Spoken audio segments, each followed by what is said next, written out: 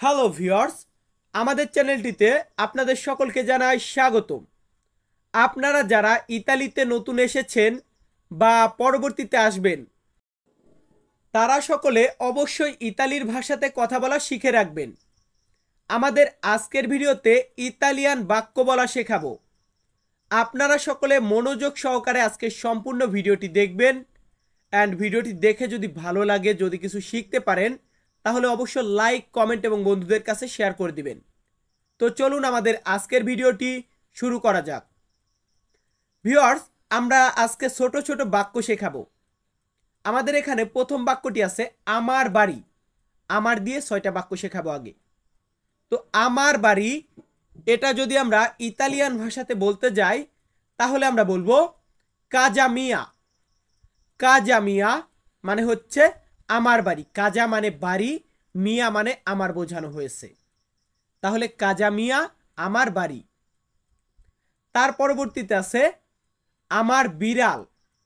আমরা পেট, অনেকেরই তো পেট আছে, বিড়াল আছে, তো এই পেট বা বিড়াল যেটাই বলি, তো আমার বিড়াল, এটা বলতে গেলে ইতালিতে আমরা বলবো ইল মিও গাত্তো।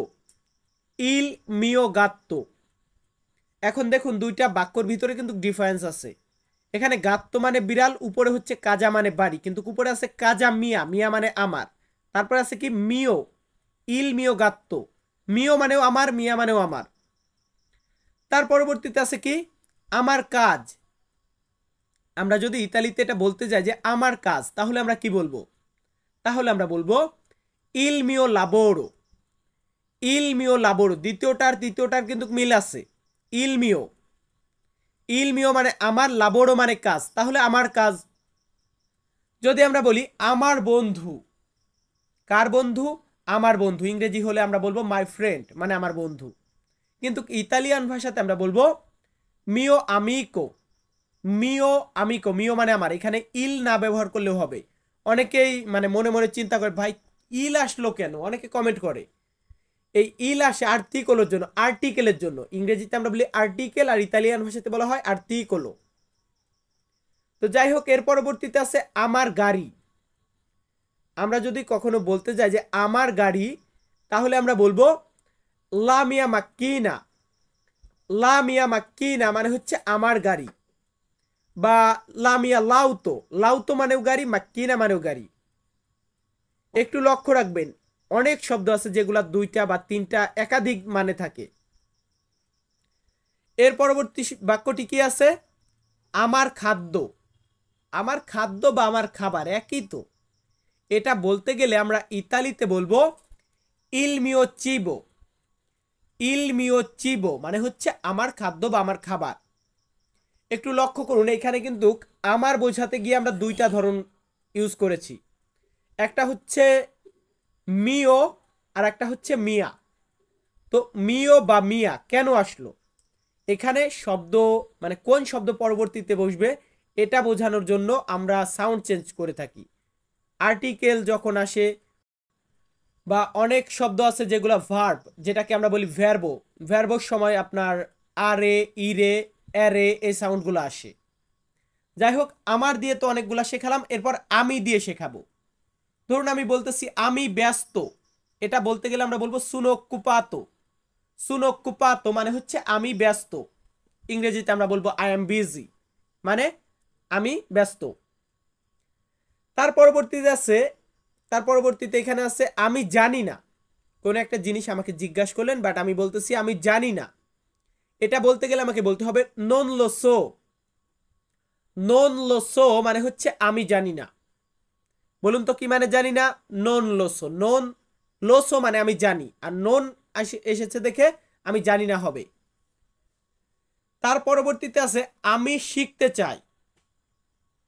দেখুন, আমি শিখতে চাই, এটাকে আমরা ইংরেজিতে বলবো আই ওয়ান্ট টু লার্ন, মানে আমি শিখতে চাই।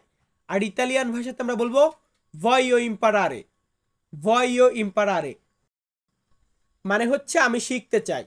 আর আমি জানি না, এই ক্ষেত্রে আমরা বলবো নন লো সো। ইংরেজিতে আমরা বলবো আই ডোন্ট নো।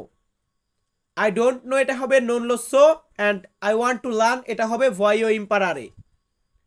নেক্সট আমাদের এখানে আছে আমি কিনতে চাই।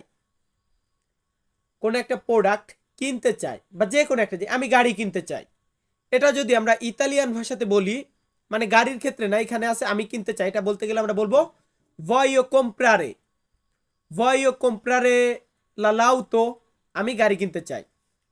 voglio comprare macchina, আমরা macchina বলতে পারি, l'auto বলতে পারি, দুইটার মানে হচ্ছে গাড়ি। তো যাই হোক, এর পরবর্তীতে আছে আমি চলে যাব, আমি চলে যাব, চলে যাব, এখানে আমির ক্ষেত্রে সুনোইও বা ইস্তো কিছুই ব্যবহার করব না, আমরা বলবো মেনে আন্দ্র, মেনে আন্দ্র মানে আমি চলে যাব। বলুন তো কি বলবো? মে নে আন্দ্র মানে আমি চলে যাব। তো যাই হোক, এর পরবর্তীতে আছে আমি রুমে আসি, আমি এখন একটা রুমে আসি। তো এটা যদি কেউ জিজ্ঞাসা করে আমাকে দোভে সে, তুমি কোথায় আসো, আমি বলতেছি সুনো নেল্লা স্তানসা, সুনো নেল্লা স্তানসা মানে আমি রুমে আসি। দেখুন, সুনো মানে আমি, স্তানসা মানে রুম, কিন্তু এখানে আমি বলেছি আমি রুমে আসি, এখানে নেল্লা মানে ভিতরে, ভিতরে বোঝানো হয়েছে। সুনো নেল্লা স্তানসা আমি রুমের ভিতরে আসি বা আমি রুমে আসি, এমনটা বোঝানো হয়েছে। তো যাই হোক, আমার দিয়ে বাক্য শিখিয়েছি, আমি দিয়ে শিখিয়েছি। এখন হচ্ছে কোথায় দিয়ে কিছু বাক্য শেখাবো। যেমন কাউকে আমি জিজ্ঞাসা করতেছি, ধরুন আপনি আমার রুমমেট বা আপনি আমার বস বা আপনি আমার ফ্রেন্ড, যেই হন, আমি আপনাকে বলতেছি আপনি কোথায় আছেন। এটা জিজ্ঞাসা করতে গেলে আমি ইতালিয়ান ভাষাতে বলবো দোভে সেই, দোভে সেই মানে তুমি কোথায় আছো বা আপনি কোথায় আছেন। দোভে মানে কোথায়, সেই মানে আপনি, তু মানে আপনি বা তুমি, আবার সেই মানেও আপনি বা তুমি। তো যাই হোক, একটা শেষ হলো। এর পরবর্তীটি আছে আমার খাবার কোথায়। আমি আপনাকে জিজ্ঞাসা করলাম যে আমার খাবার কোথায়। এটা জিজ্ঞাসা করতে হলে আমাকে বলতে হবে দোভে ইলমিও চিবো, দোভে ইলমিও চিবো মানে হচ্ছে আমার খাবার কোথায়। দোভে মানে কোথায়, ইলমিও আমার, চিবো মানে খাবার বা খাদ্য। তাহলে দোভে ইলমিও চিবো আমার খাবার কোথায় বা আমার খাদ্য কোথায়।